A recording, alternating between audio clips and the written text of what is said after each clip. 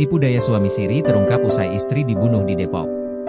Kasus pembunuhan terhadap wanita parubaya berinisial DH, 56, baru terungkap 5 bulan setelah pelaku menghabisi nyawa korban.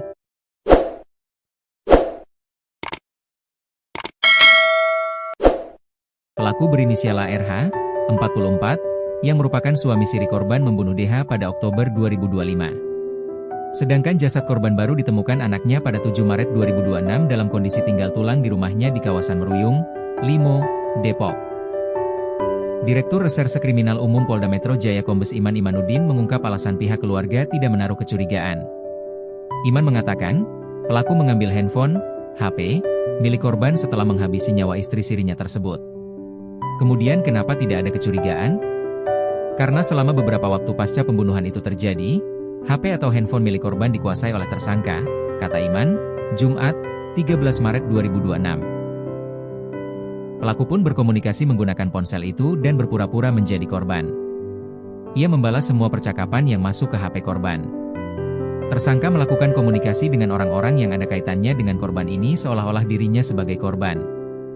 Sehingga orang-orang terdekat dari korban tidak merasa curiga, ungkap Iman. Sementara itu, Kasubdit Resmob di Treskrimum Polda Metro Jaya AKBP Resa Marasabesi mengatakan, pelaku dan korban menikah siri pada 31 Desember 2024 di wilayah Bogor, Jawa Barat. Sejak awal pernikahan, tersangka dan korban tinggal di perumahan Primavera, Kelapa Nunggal sampai dengan April 2025, kata Resa, Rabu, 11 Maret 2026.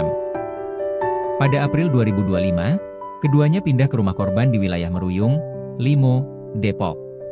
Pelaku dan korban kemudian terlibat pertengkaran pada Oktober 2025. Saat itu, korban berteriak-teriak mengusir pelaku dari rumahnya.